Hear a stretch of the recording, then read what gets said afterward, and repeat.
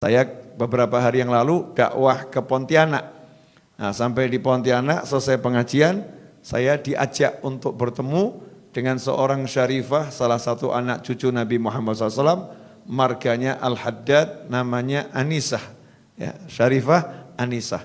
Umurnya belum panjang, baru 106 tahun. Ya, baru 106 tahun. Kemudian wajahnya enggak tampak lelah, baru beberapa puluh tahun tidak bisa tidur malam. Jadi bahasanya tuh halus, saya kalau malam tidak bisa tidur. Mirip sama ibu-ibu kalau lagi nggak bisa tidur gitu ya.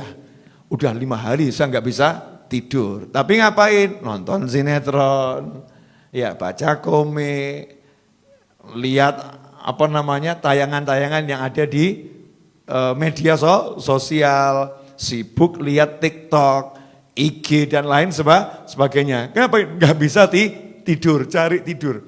Kalau Syarifah Anisah ini lain, sekian puluh tahun nggak bisa tidur, itu kalau dari jam 9 sampai kurang lebih jam 1, itu zikir.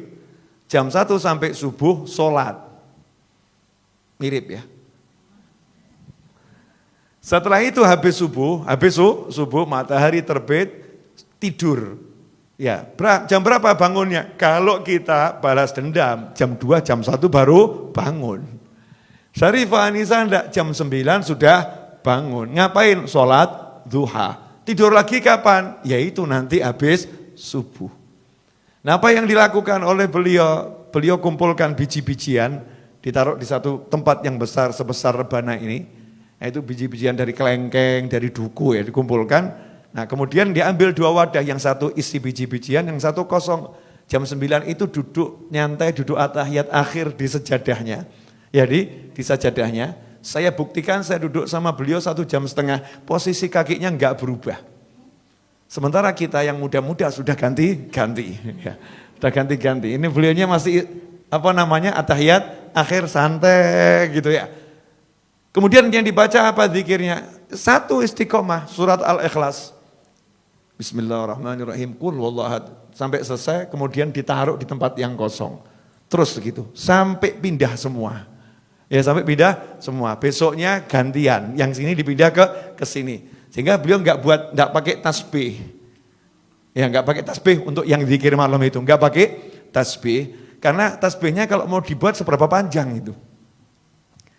Praktisnya ditaruh tempat, ya tempatnya itu yang jadi tasbih, muter, jadi pindah tempat. Nah, ini namanya tempat berjalan ya, tasbih tempat.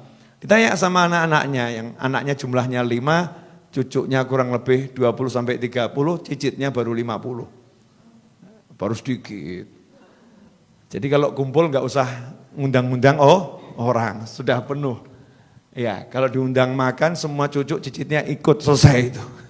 Rame. Nah, ini Syarifah Anisah ini ditanya kenapa kok seperti itu. Kata beliau, nanti kalau saya ketentuan Allah datang, saya meninggal dunia, maka saya pengen setelah dikubur nanti biji-bijian ini ditaburkan di atas makam saya biar jadi saksi yang nolong saya. Tapi ini kata saya loh ya, menurut saya, kalau menurut Allah nggak tahu lagi. Masih tawadhu seperti itu. Ya, masih seperti itu. Kemudian sholat malam hanya 10 rakaat, sesuai dengan jumlah anaknya 5, 2 rakaat untuk 1 anak. Selesai 2 rakaat, dia doakan anaknya yang 1, ya, beserta cucu dan cicitnya. Disebutkan namanya satu persatu. Selesai, baru 2 rakaat lagi ganti untuk anak berikutnya dan cucu dari anak itu dan cicit dari anak tersebut. Terus begitu sampai 10 anak, selesainya azan subuh. Dan ini udah puluhan tahun. Hasilnya seluruh anak cucunya nurut dan soleh-solihah. Saya lihat sendiri, semuanya ahli ilmu, suka sama ilmu, suka sama orang soleh. Kenapa? Lah, tiap malam dizikiri, disolati. Sayangnya ini enggak ditiru ibu-ibu, enggak ada yang nyolatin suaminya. Bukan di sholat jenazah, bukan loh ya.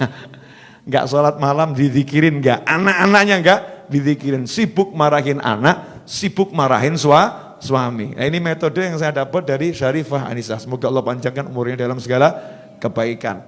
Kemudian saat saya nanya, minta apa, pengennya apa? Cuman 2 hal. Saya minta sama Allah 2 hal. Nanti kalau ketentuan Allah datang, Ya, saya minta husnul khotimah. Saya bilang, panjang umur apa jeda, Umi panjang umur. Jawabannya umur saya udah panjang. Sudah lama saya tinggal di dunia. Nah, terus minta apa lagi? Keren tuh jawabannya. Saya banyak baca Al-Quran, banyak baca Al-Ikhlas, minta sama Allah satu hal.